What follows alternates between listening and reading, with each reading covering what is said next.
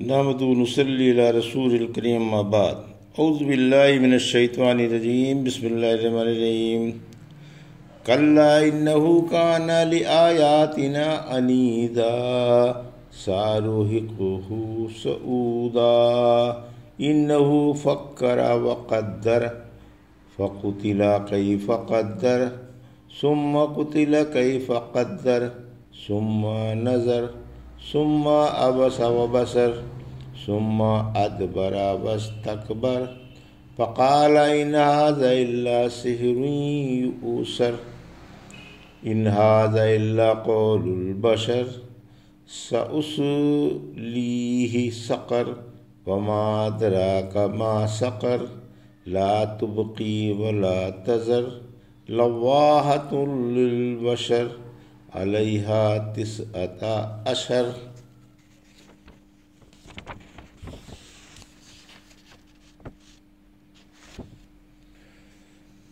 وما جعلنا اصحاب النار الا ملائکۃ وما جعلنا عدتهم الا فتنة للذین کفروا لیستیقن الذین اوتوا الکتاب وَيَزْدَادَ الَّذِينَ آمَنُوا إِيمَانًا وَلَا يَرْتَابَ الَّذِينَ أُوتُوا الْكِتَابَ وَالْمُؤْمِنُونَ وَلَيَقُولَ الَّذِينَ فِي قُلُوبِهِم مَّرْضٌ وَالْكَافِرُونَ ماذا أَرَادَ اللَّهُ بِهَذَا مَثَلًا كَذَلِكَ يُضِلُّ اللَّهُ مَن يَشَاءُ وَيَهْدِي مَن يَشَاءُ وما يعلم جنود ربك إلا هو وما هي إلا ذكرى للبشر كلا والقمر والليل إذ أدبر والصبح إذا أسفر إنها لإحدى الكبر نذير للبشر لمن شاء منكم ان يتقدم او يتآخر۔ ابھی آپ نے سورہ مدثر کی آیت 16 سے 37 کی تلاوت سماعت فرمائی۔ ان آیتوں کا ترجمہ اور تفسیر اس طرح ہے۔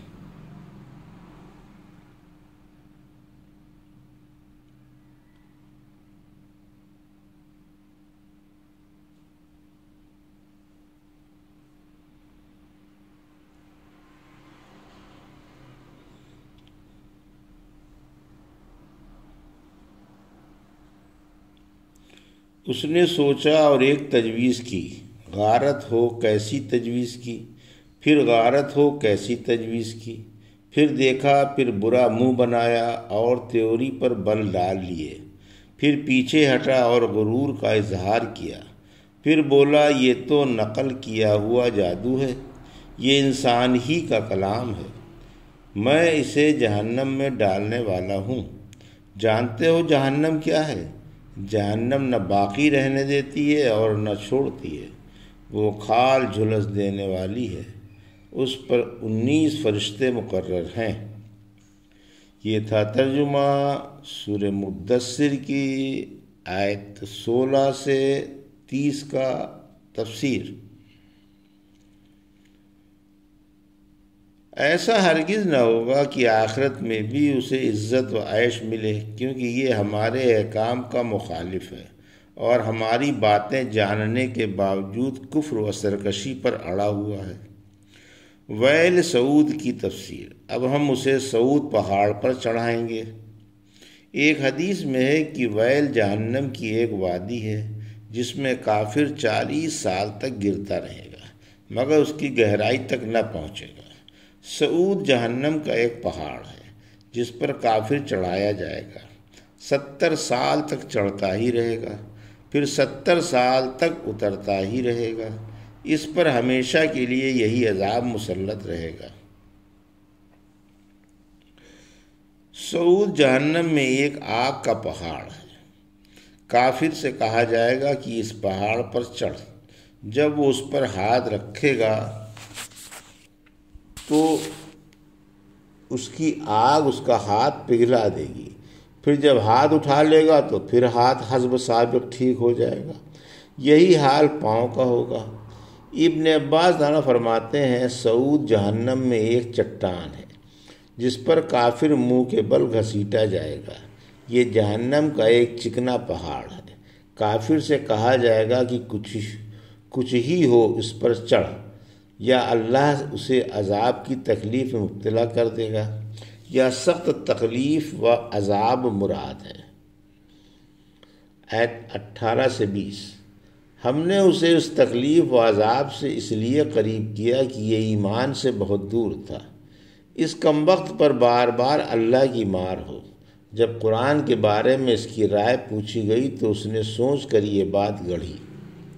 آیت 21 سے 24۔ اور تیوری پر بل ڈال کر منہ بگاڑ کر حق سے ہٹ کر پیٹھ موڑ کر غرور کا اظہار کر کے یہ تجویز پیش کی۔ آیت 25 کہ قرآن انسانی کلام ہے اور منقول جادو ہے۔ یہ واقعہ ولید بن مغیرہ مخزومی کا ہے جو قریشی سردار تھا۔ ابن عباس کہتے ہیں ایک دفعہ ولید نے ابو بکر رضی اللہ عنہ سے قرآن کے بارے میں پوچھا۔ آپ نے اس کے سامنے قرآن کی خوبیاں بیان کی اور کچھ آیتیں بھی پڑھ کر سنائی۔ یہ کافی متاثر ہو کر اٹھا اور لوگوں سے بولا، حیرت کی بات ہے، ابن ابی کبشہ جو قرآن پڑھتے ہیں، اللہ کی قسم نہ تو وہ شعر ہے، نہ جادو ہے، نہ دیوانے کی بڑے ہے۔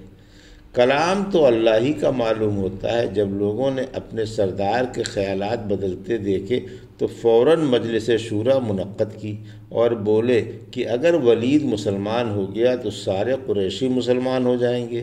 ابو جہل بولا، کوئی فکر کی بات نہیں، تم خاموش رہو، میں ایک تدبیر سے اس کے خیالات تبدیل کر دوں گا۔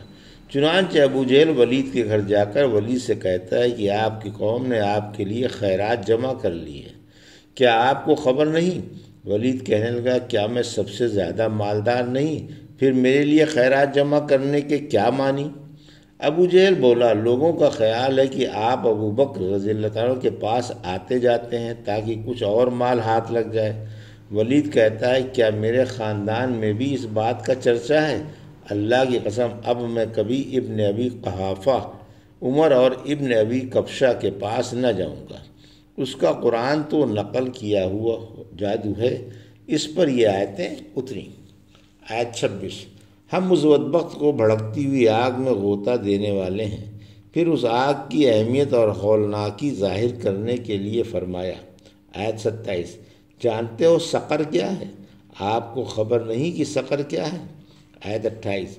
سقر وہ ہے جو نہ باقی رکھے اور نہ چھوڑے گی، اور دوزخیوں کے گوشت، رگ، پٹھے اور چمڑے سب کھا جائے گی، پھر اور جسم بن جائیں گے، ان کا بھی یہی حشر ہوگا، یہی عذاب ان پر مسلط رہے گا، انہیں نہ جہنم میں موت ہی آئے گی اور نہ آرام کی زندگی ہی نصیب ہوگی۔ آیت 29۔ جلد کو پھونک کر رکھ دے گی، اندر سے گوشت ہی گوشت نظر آئے گا، پھر اسے بھی پھونک دے گی یہاں تک کہ ہڈیاں تک جلا دے گی، یا کھال کو جھلس کر رات کی سیاہی کی طرف سیاہ فام کر دے گی، کوئلہ بنا کر چھوڑ دے گی اور کھال ادھیڑ کر رکھ دے گی۔ آیت 30۔ اس پر 19 داروغہ متعین ہیں جو چوڑے چکلے جسم والے اور بے رحم ہیں، نہ عذاب دینے سے تھکیں اور نہ کسی پر ترس کھائیں۔ وما جعلنا اصحاب النار الا ملائکۃ وما جعلنا عدتهم الا فتنة للذین کفروا لیستیقن الذین اوتوا الکتاب ویزداد الذین آمنوا ایمانا ولا یرتاب الذین اوتوا الکتاب والمؤمنون ولیقول الذین فی قلوبہم مرض والکافرون ماذا اراد اللہ بہذا مثلا کذالک یضل اللہ من یشاء ویہدی من یشاء وما یعلم جنود ربک الا هو وما ہی الا ذکری للبشر کلا والقمر واللیل اذ ادبر والصبح اذا اسفر انہا لإحدى الکبر نذیرا للبشر لمن شاء منکم ان یتقدم او یتآخر۔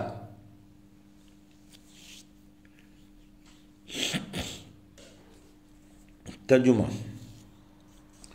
ہم نے جہنم کے داروغہ فرشتوں ہی کو بنایا ہے اور ان کی تعداد کافروں کی آزمائش ہی کے لیے مقرر فرمائی ہے، تاکہ اہل کتاب یقین کر لیں اور ایمان والوں کا ایمان بڑھ جائے اور اہل کتاب ایمان والے شک نہ کریں، اور تاکہ بیمار دل والے اور کافر کہیں کہ اس بیان سے اللہ کی کیا مراد ہے۔ اس طرح اللہ جسے چاہتا ہے گمراہ کر دیتا ہے اور جسے چاہتا ہے ہدایت دے دیتا ہے۔ آپ کے رب کے لشکروں کو صرف وہی جانتا ہے۔ یہ انسان کے لیے نصیحت ہی ہے، یہ سچی بات ہے۔ چاند کی قسم اور رات کی قسم جب کہ وہ پیٹھ موڑ لے، اور صبح کی قسم جب کہ وہ روشن ہو جائے۔ یقیناً جہنم ایک بڑی چیز ہے جو انسان کو ڈرانے والی ہے، یعنی اس کو جو تم میں سے آگے بڑھنا چاہے یا پیچھے ہٹنا چاہے۔ یہ تھا ترجمہ آیت 31 سے 37 کا تفسیر۔ آیت 31: جہنم کے محافظ فرشتوں کی تعداد سن کر ابو جہل کا تمسخر۔ فرمایا، ہم نے جہنم کی دیکھ بھال کے لیے فرشتوں ہی کو مقرر کیا ہے جو بے رحم اور طاقتور ہیں۔ اس آیت میں مشرکوں کی مذمت ہے۔ جب انہیں جہنم کے محافظوں کی تعداد 19 بتائی گئی تو ابو جہل نے ہنس کر کہا، قریشیوں، کیا تمہارے 10 جوان بھی ایک داروغہ کا مقابلہ نہ کر سکیں گے؟ ان 19 فرشتوں کو تمہارے 190 نوجوان مار بھگائیں گے۔ اس پر اللہ نے یہ آیت اتاری کہ دوزخ پر جو فرشتے تعینات ہیں وہ دیو پیکر ہیں، انسان نہیں ہیں کہ تم ان کا مقابلہ کر سکو۔ فرشتے ہیں، نہ تم انہیں ہرا سکتے ہو اور نہ تھکا سکتے ہو۔ ابو الاشدین کی بکواس۔ کہتے ہیں کہ ابو الاشدین کلاہ بن اسید نے کہا کہ 17 سے تو میں نپٹ لوں گا، باقی رہے 2 ان سے تم نپٹ لینا۔ اسے اپنی طاقت پر بڑا گھمنڈ تھا۔ کہا جاتا ہے کہ یہ شخص اتنا طاقتور تھا کہ گائے کے چمڑے پر کھڑا ہو جاتا اور 10 نوجوان اس چمڑے کو اس کے قدموں سے پوری طاقت سے کھینچتے تو اس کے قدم اسی جگہ جمے رہتے، البتہ چمڑا چر کر پارا پارا ہو جاتا۔ جہنم کے محافظ 19 کیوں ہیں؟ پھر فرمایا، ہم نے لوگوں کو آزمانے کے لیے فرشتوں کی تعداد 19 مقرر کی، چنانچہ اس سے کافروں کا کفر ظاہر ہوا۔ اہل کتاب کو آپ کی رسالت کا کامل یقین ہو گیا، کیونکہ ان کی کتابوں میں بھی یہی تعداد بتائی گئی ہے۔ ایمان والوں کے ایمان میں اضافہ ہو گیا، کیونکہ انہوں نے رسول اللہ صلی اللہ علیہ وسلم کی خبروں کی صداقت اپنی آنکھوں سے معائنہ کر لی۔ اہل کتاب کو اور مسلمانوں کو کچھ بھی شک و تردد نہ رہا، البتہ منافق جن کے دلوں میں پہلے ہی سے روک تھا وہ اور کافر کہنے لگے کہ یہاں فرشتوں کی تعداد بیان کرنے کا موقع اور محل ہے۔ فرمایا، اس قسم کی باتوں سے کچھ لوگوں کے دلوں میں ایمان مضبوط ہو جاتا ہے اور کچھ لوگ ڈاواڈول ہو جاتے ہیں۔ اللہ کے تمام کام حکمتوں سے لبریز ہیں اور دلیلوں کے پتھروں سے باطل کا دماغ توڑ دیتے ہیں۔ فرمایا، رب کے بے شمار لشکر ہیں جن کی تعداد وہی جانتا ہے۔ پھر فرمایا کہ یہ انسان کے لیے نصیحت ہے۔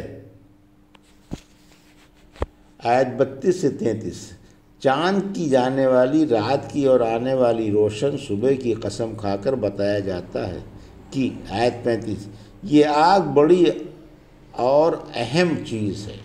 آیت 36-37: اور انسان کو چوکنا کر دینے والی ہے۔ پھر جو شخص اس ڈراوے کو قبول کر کے حق کی راہ پر چلنا چاہے چل پڑے، اور جو حق سے پیٹھ موڑنا چاہے پیٹھ موڑ لے۔ یہ تھا سورہ مدثر کی آیت 16 سے 37 کا ترجمہ اور تفسیر جو بھی آپ نے سماعت فرمائی۔ بارک اللہ لی و لکم فی القرآن الحکیم ونفعنا وإیاکم بآیات الذکر الحکیم۔